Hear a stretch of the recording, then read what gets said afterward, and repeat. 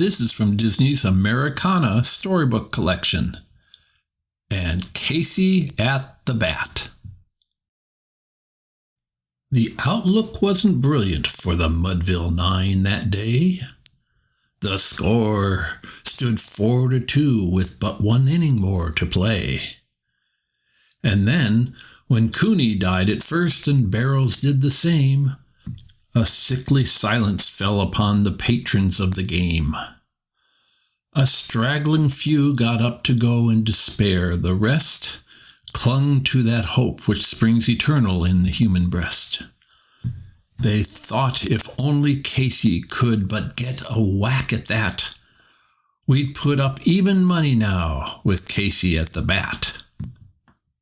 But Flynn preceded Casey, as did also Jimmy Blake, and the former was a Lulu, and the latter was a cake.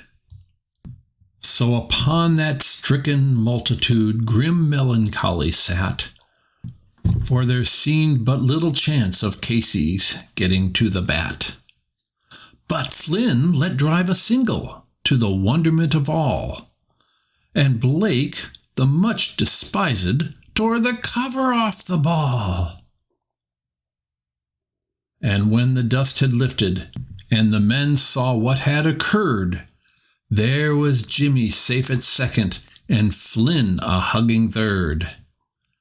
Then, from 5,000 throats and more, there rose a lusty yell.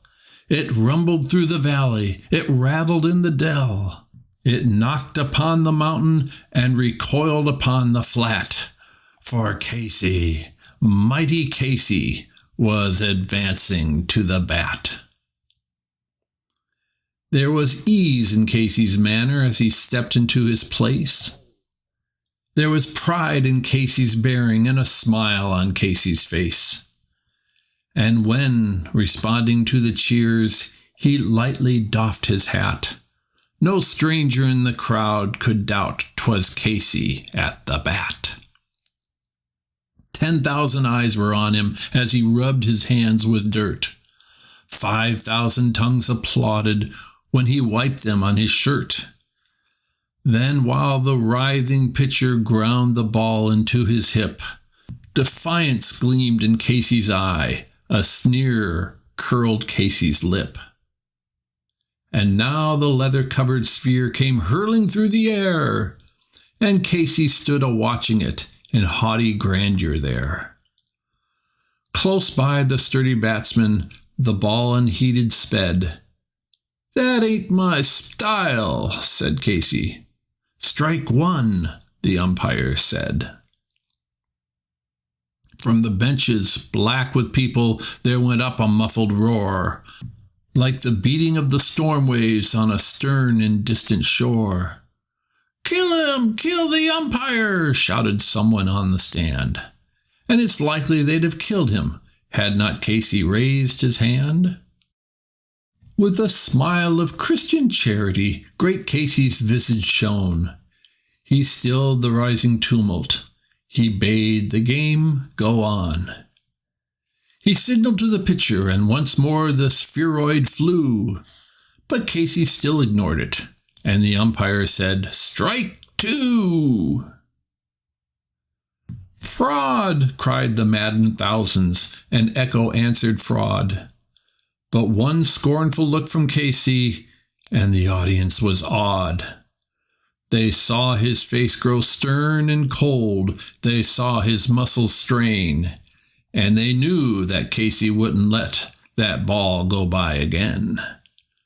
The sneer was gone from Casey's lip. His teeth were clenched in hate. He pounded with cruel violence his bat upon the plate. And now the pitcher holds the ball, and now he lets it go, and now the air is shattered by the force of Casey's blow. Oh, somewhere in this favored land, the sun is shining bright. The band is playing somewhere, and somewhere hearts are light, and somewhere men are laughing, and somewhere children shout.